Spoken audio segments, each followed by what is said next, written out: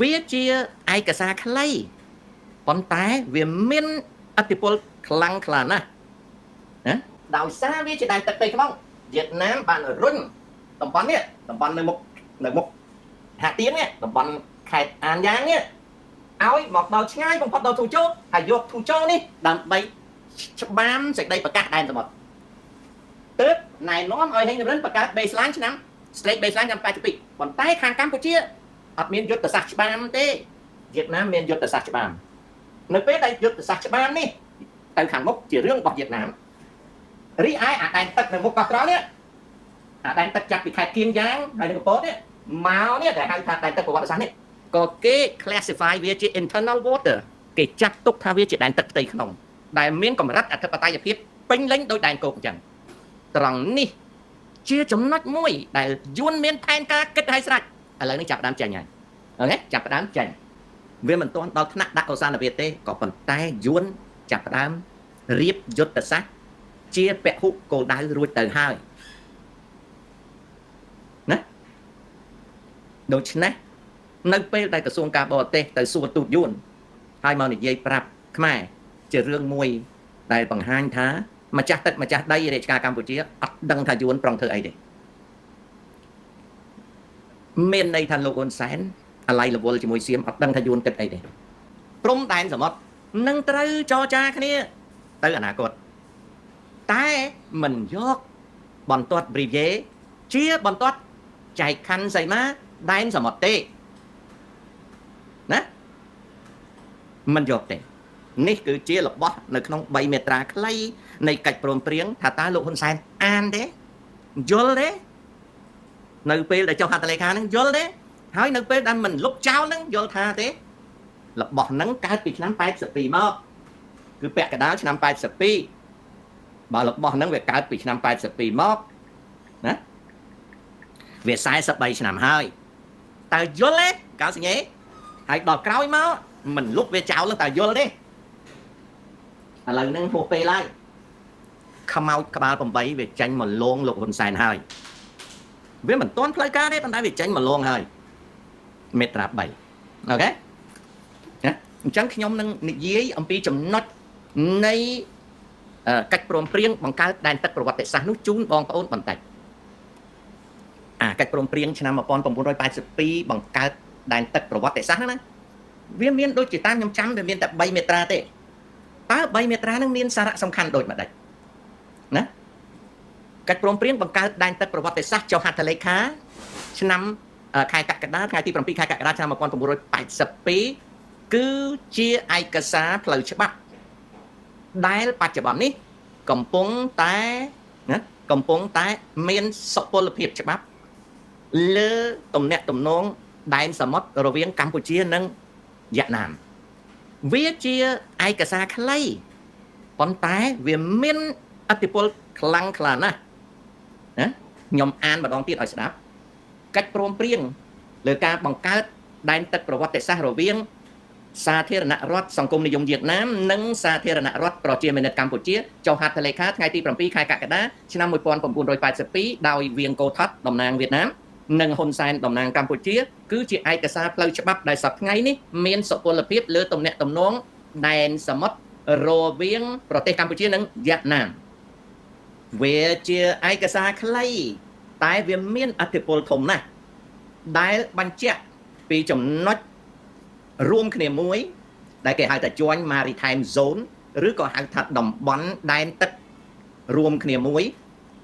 នៅពេលដែលគេចង្អុលបង្ហាញថាគេនឹងបែងចែកខណ្ឌសីមាដែនសមុទ្រនៅពេលក្រោយណាពេលដែលគេបង្កើតដែនទឹកប្រវត្តិសាស្ត្រហ្នឹងគឺគេគ្រាន់តែចង្អុលបង្ហាញថាណាគេគ្រាន់តែចង្អុលបង្ហាញអរគុណកូនរ៉ាស្លីចៅរ៉ាស្លីគឺគេគ្រាន់តែចង្អុលបង្ហាញអំពីការបង្កើតព្រំដែនសមុទ្ររវាងកម្ពុជានិងវៀតណាមនៅពេលក្រោយណាមាត្រា1នៃកិច្ចព្រមព្រៀងនេះគឺរៀបរាប់ពីនិយមន័យភូមិសាស្ត្រដែលគេបង្កើតដែនទឹកប្រវត្តិសាស្ត្រនេះដោយគេយកណាឆ្នេរសមុទ្រនៃខេត្តគៀងយ៉ាងទៅទល់នឹងកោះហ្វូកួត ហើយនឹងឆ្នេរសមុទ្រនៃខេត្តកំពតកាលនោះអត់ទាន់មានខេត្តកែបទេណាគឺឆ្នេរសមុទ្រនៃខេត្តកំពតឆ្ពោះមកកោះ Access ពូលវ័យមានន័យថាម៉េចគេរៀបរាប់នៅក្នុងមាត្រា1ពីឆ្នេរគៀងយ៉ាងមកកោះហ្វូគក់គឺកោះត្រល់ហើយនឹងឆ្នេរខេត្តកំពតកាលនោះអត់មានកែបទេមកកោះ Access ឬពូលវ័យនឹងចំណុចមួយទៀតគេបង្កើតលក្ខណៈផ្លូវច្បាប់ដែលគេយកអាដែនទឹកហ្នឹងណាគេយកអាដែនទឹកហ្នឹងឲ្យស្ថិតនៅក្នុងរបបដែនទឹកផ្ទៃក្នុងដែលភាសាអង់គ្លេសគេថា place the area under the regime of internal waters នេះពាក្យច្បាប់ទេគឺដាក់ដែនទឹកហ្នឹងជាដែនទឹកផ្ទៃក្នុងខ្លឹមសាររបស់វា the significance កាលណាគេហៅវាថាជា internal waters គឺមានន័យថាណាដែនគោករបស់គៀងយ៉ាងនិងដែនគោករបស់កំពតគឺម្ចាស់ការលើអធិបតេយ្យភាពនៃដែនទឹករួមគ្នានោះបានសេចក្តីថា sovereignty អធិបតេយ្យភាពនៃដែនទឹកនោះគឺដាច់ខាតរវាងកំពតនិងគៀងយ៉ាងគឺរវាងវៀតណាមនិងកម្ពុជាណាដែលនៅក្នុងចំណុចនេះវាคล้ายទៅជា joint internal water zone ជាតំបន់ដែលរួមគ្នាហើយស្ថិតនៅក្នុងលក្ខណៈច្បាប់សមុទ្រជា internal water ដែនទឹកផ្ទៃក្នុងត្រង់នេះទាមទារឲ្យមានការយល់ដឹងពីច្បាប់សមុទ្រដែលបច្ចុប្បន្នតាក់ទងនឹងច្បាប់ UNCLOS the United Nations Convention Law of the Sea ដែលបានបង្កើតនៅឆ្នាំ1982ដែរហើយកម្ពុជានៅតែតោនៅឡើយហ្នឹងមួយណាបន្ទាប់មកទៀតចង្អុលបង្ហាញមាត្រា1ហើយក៏ចង្អុលបង្ហាញនៅមាត្រា3នៃកិច្ចព្រមព្រៀងនោះគឺចំណុច0ឬក៏ចំណុច O ណា the point O concept ដែលចំណុច O កិច្ចព្រមព្រៀងបានបង្កើតនៅទ្រឹស្ដីដែលចាប់តាំងពីចំណុចនៃបន្ទាត់មូលដ្ឋានរបស់ប្រទេសទាំងពីរដែលណាសម្គាល់ថាជាចំណុច O ចំណុច O មានទីតាំងណាចំណុច O មានទីតាំងដោយសម្គាល់លើបន្ទាត់ត្រង់ដែលភ្ជាប់កោះធូជោនៅក្នុងបណ្ដាកោះណានៅក្នុងបណ្ដាកោះទៅនឹងកោះពូលវ័យមានន័យថាម៉េចមានន័យថាយកកោះធូជោដែលខ្មែរហៅថាកោះក្រចកសេះយកទៅកោះពូលវ័យអញ្ចឹងពីខេត្តគៀងយ៉ាង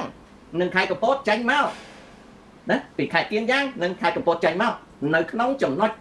នៃបន្ទាត់ទទឹងនេះពីធូជោទៅពូលវ័យឬក៏ពីកញ្ចក់សេះទៅកោះអេសេះគេចាត់ទុកថាវាជាដែនទឹកផ្ទៃក្នុងទាំងអស់ដែលមានអធិបតេយ្យភាពដោយប្រទេសទាំងពីរកម្ពុជានិងវៀតណាមត្រង់នេះគេបង្កើតបានចំណុចមួយហៅថាចំណុច O ឬក៏ចំណុច0គេបង្កើតបានចំណុចនេះវាតកតងនឹងផែនការរបស់យួន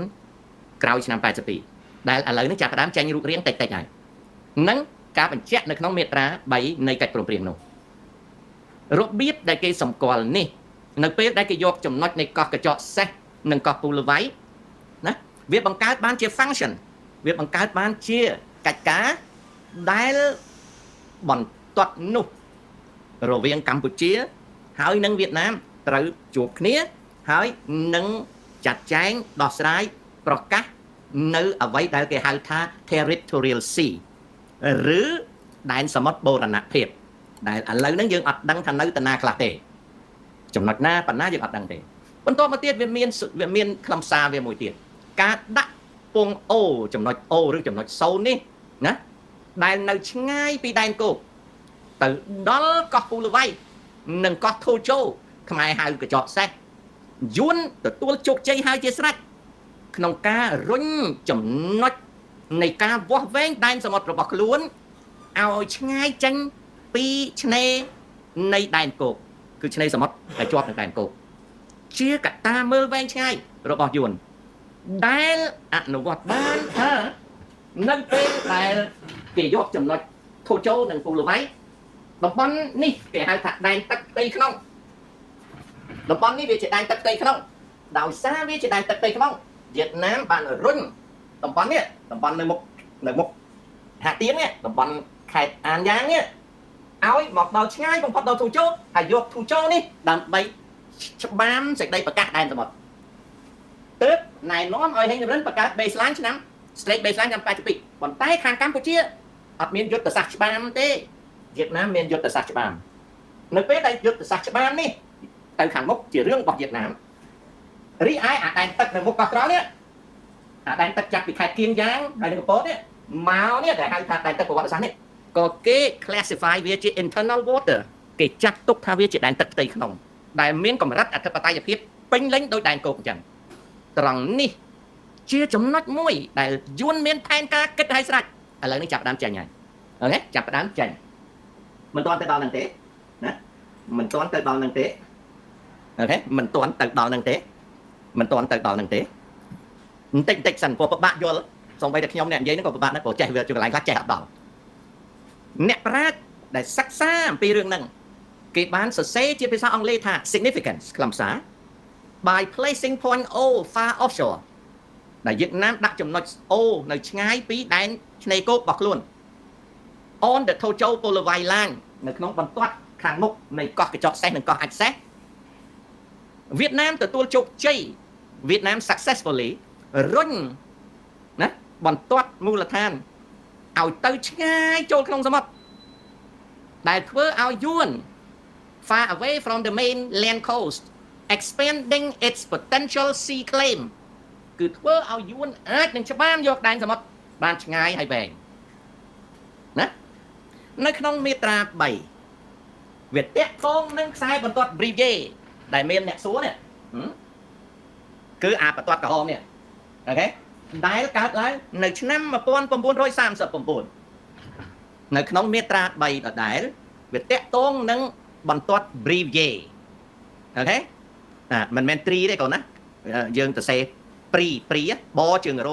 ស្រៈអីព្រីវីយេស្អីចឹងណាកូនណាអូខេលីនលឿនឆៃនេះអូខេនៅក្នុងមាត្រា3ដដែលនេះវាតាក់ទងនឹងបន្ទាត់ Brigade ដែលបារាំងគូសឡើងនៅឆ្នាំ39ដោយទេសាភិបាល Brigade បន្ទាត់នេះនៅក្នុងមាត្រា3នៃកិច្ចព្រមព្រៀងបង្កើតដែនទឹកប្រវត្តិសាស្ត្រខែកក្កដាថ្ងៃទី7ឆ្នាំ1982ចុះហត្ថលេខារវាងហ៊ុនសែននិងវៀងកូថតណាមានចំណុចដែលតាក់ទងនឹងផ្លូវច្បាប់កោះណាកោះភាគីទាំងពីរគឺកម្ពុជាពេលនោះហ៊ុនសែនហើយនឹងវៀតណាមពេលនោះគឺវៀងកូថតបានព្រមព្រៀងប្រើបន្ទាត់ Brigade ដើម្បីចែកកម្មសិទ្ធិកោះមានន័យថាកោះទាំងឡាយណានៅខាងនេះជាកោះរបស់យួនហើយកោះទាំងឡាយណានៅខាងនេះជាកោះរបស់កម្ពុជានេះគឺជានិយមន័យដែលគេព្រមនៅក្នុងមាត្រា3នៃកិច្ចព្រមព្រៀងបង្កើតដែនទឹកប្រវត្តិសាស្ត្រណាបានសេចក្តីថាកោះទាំងឡាយណានៅខាងជើងបន្ទាត់នេះជារបស់កម្ពុជាកោះទាំងឡាយណានៅខាងត្បូងបន្ទាត់នេះជារបស់វៀតណាមចំណែកសមុទ្រវិញបន្ទាត់ Brigade ណាគឺវៀតណាមមិនទទួលស្គាល់ណា The agreement explicitly rejects បដិសេធមិនទទួលស្គាល់បន្ទាត់ Brigade line as maritime boundary វៀតណាមនៅពេលហ៊ុនសែនញ៉េហ្នឹងណាវៀតណាមបញ្ជាក់ឲ្យនៅក្នុងមាត្រា3គឺបន្ទាត់ Brigade ជាបន្ទាត់បែងចែកកម្មសិទ្ធិកោះក៏ប៉ុន្តែវៀតណាមបដិសេធមិនទទួលស្គាល់ថាជាបន្ទាត់បែងចែកដែនទឹកទេណែដល់ចំណុចហ្នឹងបន្ទាត់ក្រហមនេះបើកោះណានៅខាងជើងជាកោះរបស់កម្ពុជាបើកោះណានៅខាងត្បូងជាកោះរបស់វៀតណាមគ្រាន់តែយកបន្ទាត់ក្រហមនេះបែងចែកកម្មសិទ្ធិកោះតែយួនបដិសេធមិនទទួលស្គាល់ថាជាការបែងចែកដែនខណ្ឌសីមាសមុទ្រទេនេះក្នុងមាត្រា3ណាវៀតណាមប្រាប់ថាព្រំដែនសមុទ្រ ព្រំដែនសមុទ្រនឹងត្រូវចរចាគ្នាទៅអនាគតតែមិនយកបន្ទាត់ Brivier ជាបន្ទាត់ចែកខណ្ឌសីមាដែនសមុទ្រទេណាមិនយកទេនេះគឺជារបស់នៅក្នុង3មាត្រាខ្លីនៃកិច្ចព្រមព្រៀងថាតើលោកហ៊ុនសែនអានទេយល់ទេនៅពេលដែលចុះហត្ថលេខាហ្នឹងយល់ទេហើយនៅពេលដែលមិនលុបចោលហ្នឹងយល់ថាទេរបស់ហ្នឹងកើតពីឆ្នាំ82មកគឺពាក់កណ្ដាលឆ្នាំ82បើរបស់ហ្នឹងវាកើតពីឆ្នាំ82មកណាវា43ឆ្នាំហើយតើយល់ទេកៅសញ្ញេហើយដល់ក្រោយមកមិនលុបវាចោលតើយល់ទេឥឡូវហ្នឹងហួសពេលហើយខ្មោចក្បាល8វាចាញ់មកលងលោកហ៊ុនសែនហើយវាមិនទាន់ផ្លូវការទេប៉ុន្តែវាចាញ់មកលងហើយមេត្រា3អូខេបន្ទាប់មកទៀតនិយាយពីការត្រួតត្រាតំបន់ដែនទឹកប្រវត្តិសាស្ត្រណាគេនិយាយថាបើមនុស្សនៅដែនគោកហ្នឹងទៅនេសាទនៅលើដែនទឹកប្រវត្តិសាស្ត្រហ្នឹងគឺខាងយួននិងខាងកម្ពុជានេសាទបានតាមប្រពៃណីនេសាទតែអត់ឲ្យមានឧស្សាហកម្មនេសាទទេផ្នែកសន្តិសុខគេថាល្បាតលើដែនទឹកប្រវត្តិសាស្ត្រនោះគឺល្បាតរួមតែយើងក៏ដឹងថាកម្ពុជាអត់ដែលបានទៅល្បាតអីមុំតំទេចំណែកធនធាននៅក្នុងដែនទឹកហ្នឹងគេនិយាយថាប្រេងឆៅក្តីអូស្មန်ធម្មជាតិក្តីដែលវានៅក្នុងហ្នឹងវាទាល់តែចរចា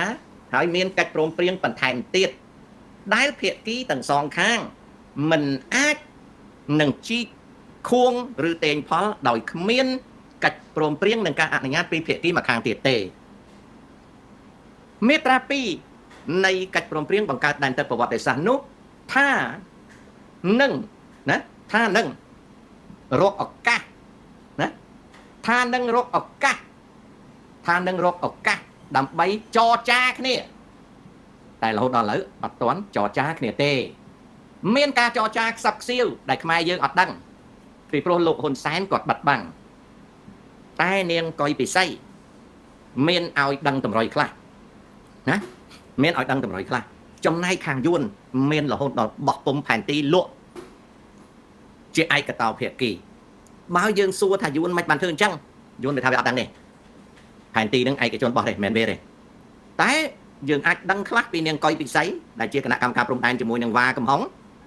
ហើយយើងដឹងខ្លះតាមរយៈដែលយួនវាបោះផែនទីលក់ឲ្យសាធារណជនមើលឃើញមុនវាសង្កត់កហ៊ុនសែនតើអ្វីទៅជាការខ្សឹបខ្សៀវដែលវាកំពុងតែលងហ៊ុនសែននៅក្នុងមាត្រា2នៃកិច្ចព្រមព្រៀងបង្កើតដែនទឹកប្រវត្តិសាស្ត្រភាគីទាំងពីរនឹងចរចាគ្នានៅពេលវេលាដ៏សមគួរដើម្បីនឹងចែកខណ្ឌសីមាសមុទ្រមកដល់40ឆ្នាំក្រោយមកណា40ឆ្នាំក្រោយមកប្រហែលឆ្នាំទេ45អីចឹងហ៎2025ដក1982 43ឆ្នាំក្រោយមកណាវាជាង40ឆ្នាំក្រោយមកណាFinal Maritime Frontier ព្រំដែនសមុទ្រចុងក្រោយ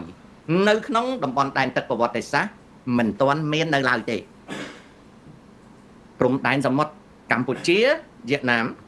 នៅក្នុងដែនទឹកប្រវត្តិសាស្ត្រនឹងអត់ទាន់មាននៅឡើយទេ43ឆ្នាំក្រោយមកឥឡូវចាប់ផ្ដើមធ្វើទុកខ្មោចលងអូខេបង្កើតបាននៅកិច្ចព្រមព្រៀងឆ្នាំ82ជាក្របខ័ណ្ឌច្បាប់ប៉ុន្តែអត់មានតន់ចាញ់ជាយ៉ាងម៉េចទេ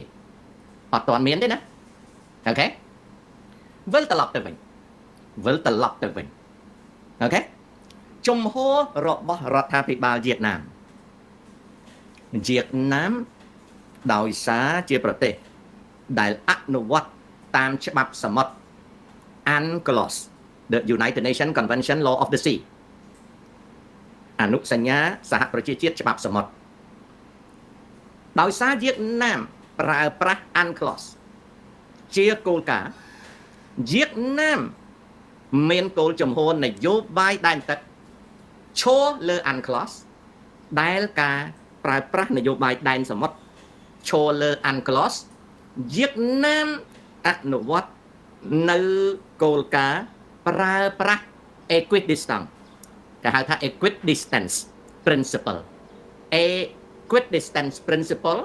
គឺជា maritime diplomacy របស់វៀតណាមដែលអនុវត្តច្បាប់ UNCLOS យកមកប្រើវាមិនទាន់ដល់ពេលដែលយួនចាញ់មុខចំពោះដែនទឹកប្រវត្តិសាស្ត្រឆ្នាំ82ហ្នឹងចំទេក៏ប៉ុន្តែវៀតណាមទៀមទាឲ្យកម្ពុជាឲ្យហ៊ុនសែនព្រមព្រៀងទទួលបន្ទាត់ equidistance ជាបន្ទាត់យកមកបែងចែកដែនសមុទ្រអញ្ចឹងយើងមកមើលផែនទីខ្លះដែលគេគូយើងមកមើលផែនទីខ្លះដែលគេគូណាយើងមកមើលផែនទីខ្លះដែលគេគូដំបូងយើងមើលផែនទីខ្លះដែលគេគូសិក្សាជាផែនទីសិក្សាទេអូខេបាទប្រហែលជាបងប្អូនមើលឃើញហើយណា strict equidistant line ណានេះគឺវៀតណាមគេគូបន្ទាត់គេមួយចុចគេចេញមកដល់អានេះគេមកអញ្ចេះណាហើយគេគូទ្រឹស្ដី strict equidistant line using ណា Depon Reef as base point គេបង្កើតបានចំណុចនេះអូខេមកយើងមើលបន្ទាត់ Brigade យើងឃើញថាចុចដែលយួនវាចុចនេះវាបានចូលណាបើយើងមើលបន្ទាត់ Brigade ហើយយើងមើលបន្ទាត់ណា equidistance ដែលយួនវាចុចនេះយើងឃើញថាបន្ទាត់ Brigade នេះវានៅខាងត្បូងប៉ុន្តែline equidistance ត្រូវបានយួនវាចុចយកទៅខាងជើងចុចជីបន្ទាត់នេះវាជាបន្ទាត់ Brigade អញ្ចឹងមានន័យថាម៉េចនៅក្នុងគំនុះផែនទីការសិក្សាទេណាតើមានន័យថាម៉េច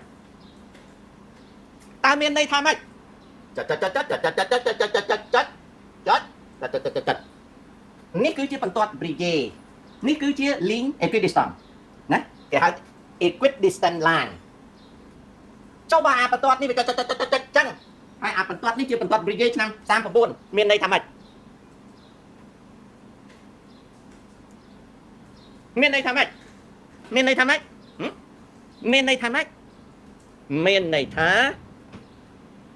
ណា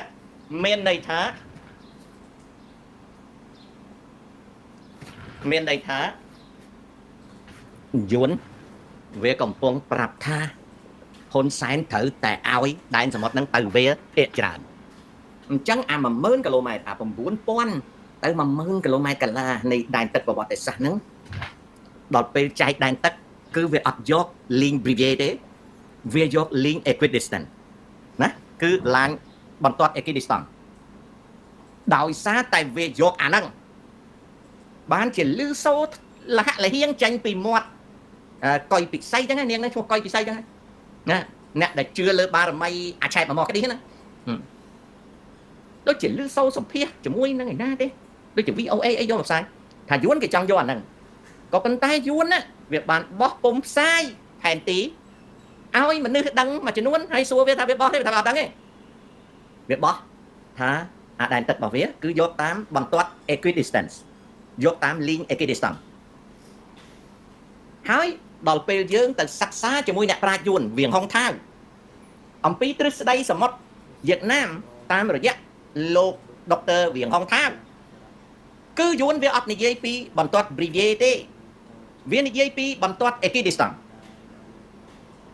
វាថានឹងជា principle ជា principle ជាគោលការណ៍ដែលវាប្រើអញ្ចឹងមានន័យថាម៉េចវាគិតថាដែនសមុទ្រវាគឺយកតាមបន្ទាត់ equidistant ចំណែកខាងកម្ពុជាប្រជាជនខ្មែរងងឹតដូចយប់អញ្ចឹង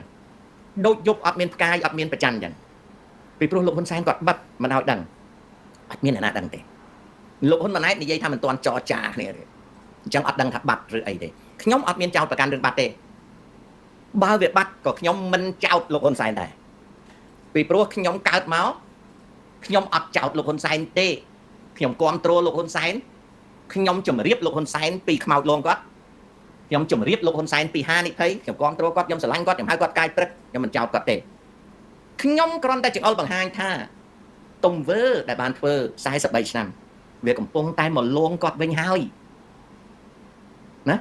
việc một luôn cọt vinh hai việc cầm pung tay luôn cọt nè tùy tiếng không out việc luôn không sai nữa nè không phải cọt không out luôn mến sọp cọt mến bật áp cọt mình trao cọt thật bọt chiết ấy na cắt đây cắt tắt đi trong việc ta không out luôn cọt rồi nèតាមរយៈអ្នកវិភាគគេនិយាយថា the situation is legally complex លក្ខណៈវាមានលក្ខណៈតាមផ្លូវច្បាប់ដែលស្មុគស្មាញ currently ท่านดูវាតាំងតែងណាស់ដោយឈរទៅលើសំណង់ដែលយួនកំពុងតែធ្វើ the following breakdown explain Vietnam position and status of the boundary ដោយសារវៀតណាមមានគោលចំហប្រើប្រាំងសិបប្រើគោលការណ៍នៃបន្ទាត់ equidistance ណាជានយោបាយទូទៅ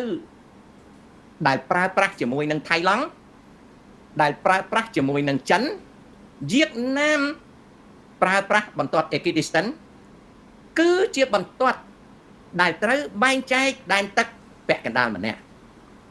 នៅក្នុងដែនទឹកជាប់ដែនគោកគឺឆ្នេរជាប់ដែនគោកមានន័យថាម៉េចក្នុងចំណុចនេះមានន័យថា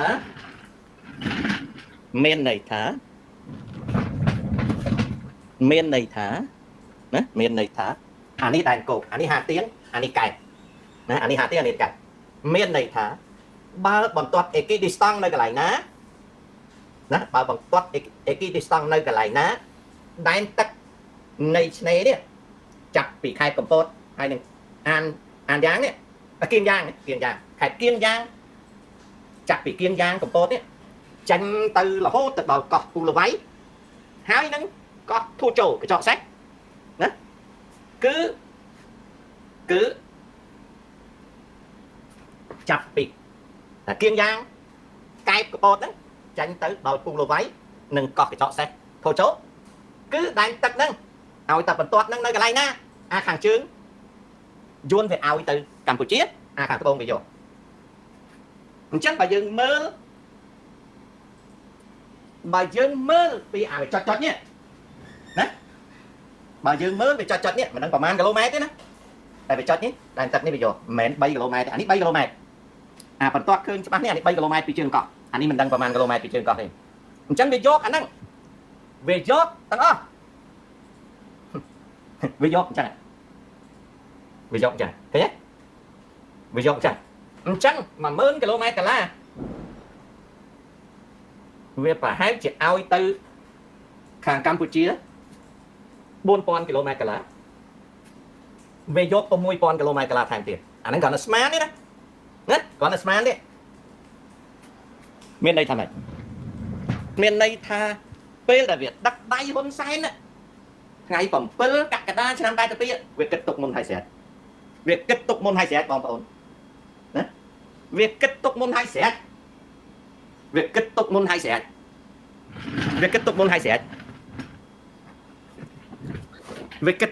រេចបងប្អូនអើយណាវាគិតទុកមុនហើយស្រេចណាវាគិតទុកមុនហើយស្រេចឥឡូវហ្នឹងចាញ់មកខ្លះហើយលះលឺសូននាងកុយវិស័យនិយាយហើយនឹងឃើញផែនទីដែលយួនវាបោះគឺវាយកដែនទឹកហ្នឹងអា10000គីឡូហ្នឹងវាយកយ៉ាងតិច6000ណាហ្នឹងអញ្ចឹងនឹងរឿងដែលវាបំរុងនឹងយកណាដូច្នេះគោលចំហរបស់កម្ពុជាចង់បានបន្ទាត់ព្រីយេចែកខណ្ឌស្អីមកយួនអត់ព្រមអូខេណាឥឡូវនេះមកកលៈទៀតគឺស្អីការចាក់ដីធ្វើថ្នល់4700ម៉ែត្រចេញពីក្រុងហាទៀងទៅកាន់កំពង់ផែពហុបំណងហាទៀងជាជំហានទី1ឆ្ពោះទៅរកការសង់ស្ពានឬចាក់ដីបន្តទៅកាន់កោះហ្វូកុក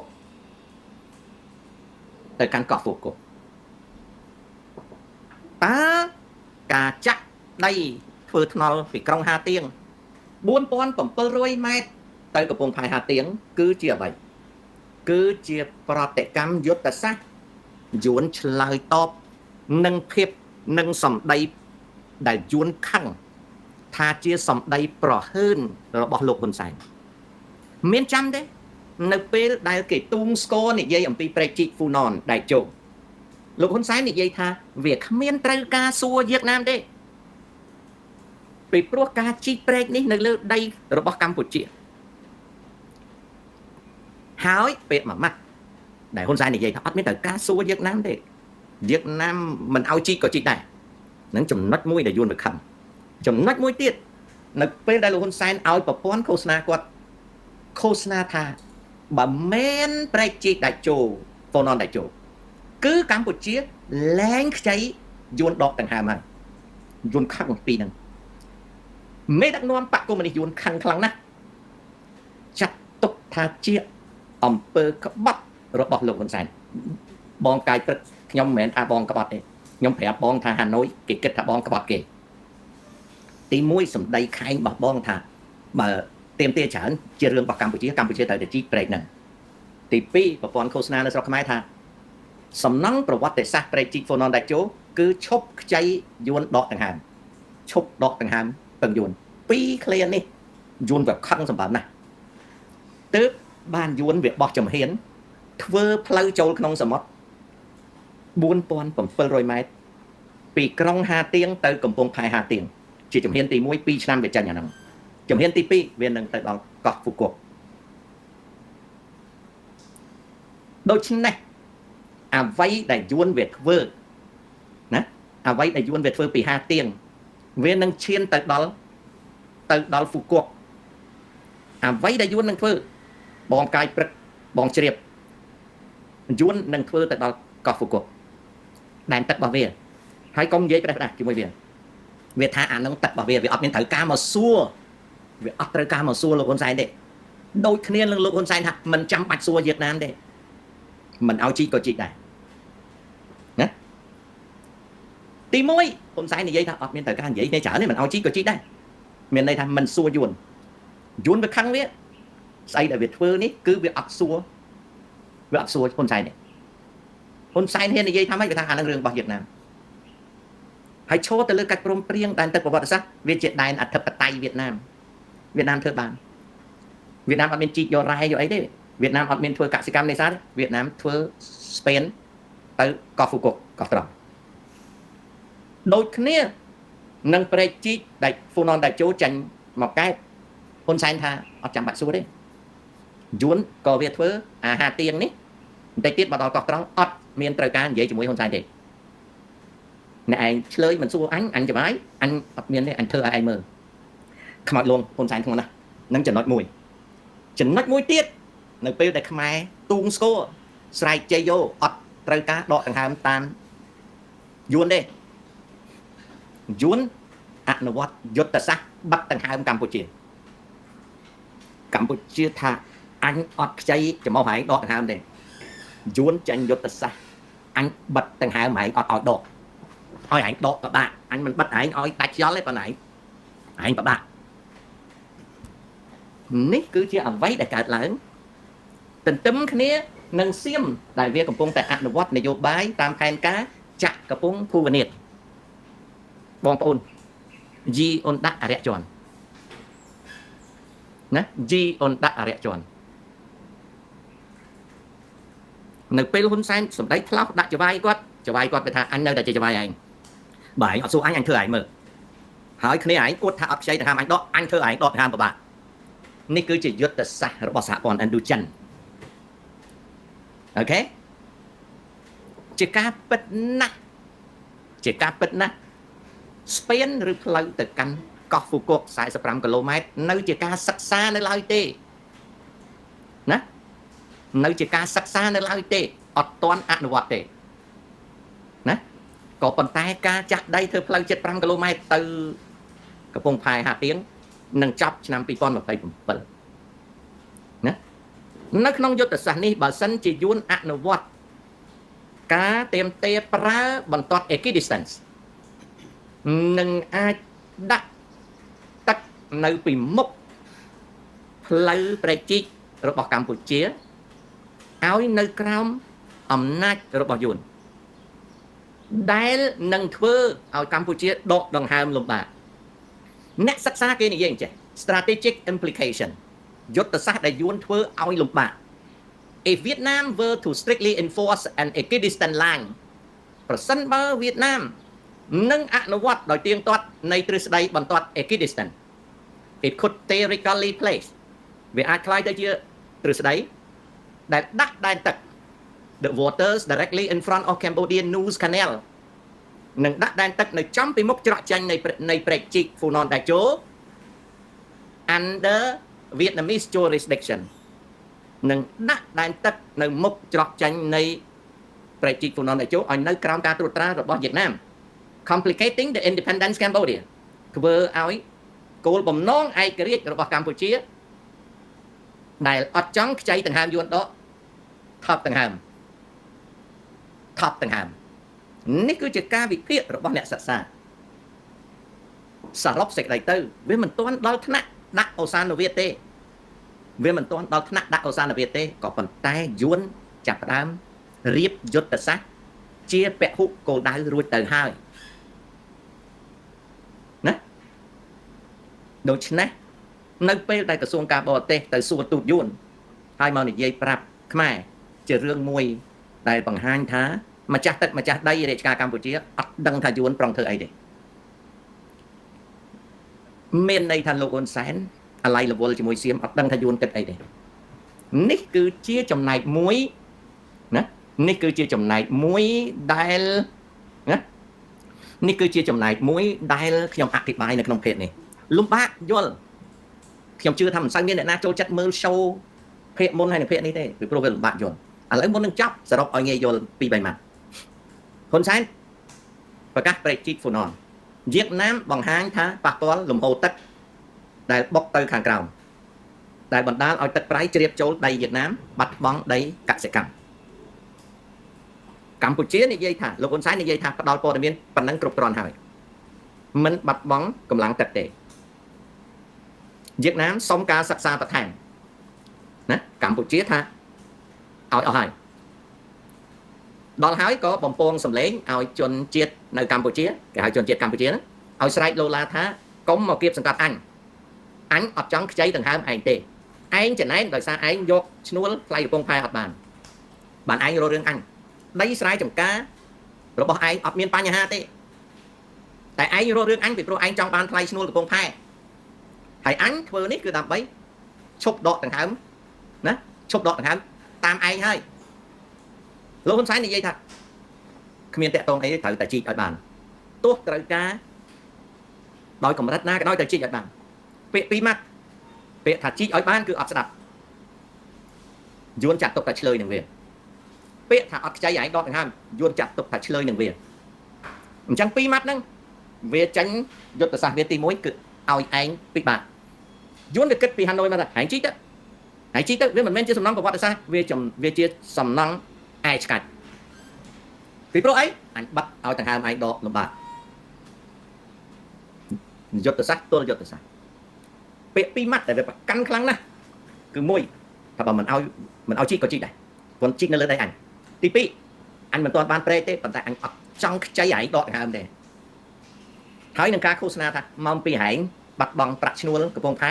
បានជាហែងមករករឿងអញចំណែកឯការដែលហែងមកប្រាប់អញថាដីជាតិប្រៃបុកចូលដីហែងរឿងរបស់ហែងនេះមិនរឿងរបស់អញទេការដែលសម្ពាធទឹកវាធ្លាក់ចុះអញប្រាប់ឲ្យថាអត់ធ្លាក់ចុះទេការដែលហែងឲ្យអញផ្ដល់ទិន្នន័យសិក្សាអញថាអញមានគ្រប់ហើយកុំមកអំពើទុកអញពេកមិនឲ្យអញជីកក៏ជីកដែរអញអត់ចង់ខ្ចីហែងដកដង្ហើមទេនៅពេលដែលកម្ពុជាកំពុងតែស្រែកកម្ពុជាអត់មានអីដកដង្ហើមទេមានន័យថាបំពង់អុកស៊ីហ្សែនអត់ទាន់មកដល់ទេតែស្រែកមុនឥឡូវយួនវាចេញខ្ទប់ច្រមុះនេះគឺជាសេចក្តីសង្ខេបឲ្យងាយយល់ណា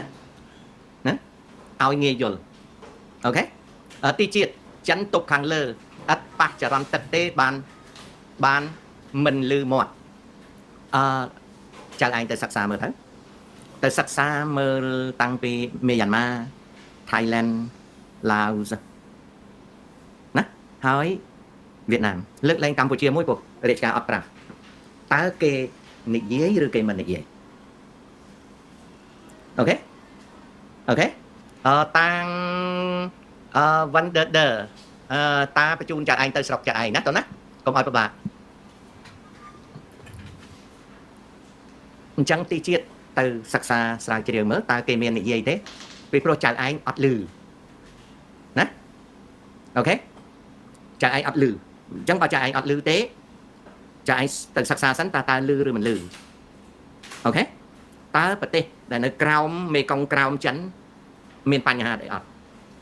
ហើយចៅឯងព្យាយាមយល់ដឹងថាតើមេកុងខ្មែរនេះមេកុងលើមេកុងក្រោមនេះមានបញ្ហាអីអត់ណាអូខេអានឹងអញ្ចឹងណាកូនចៅឯងទៅណា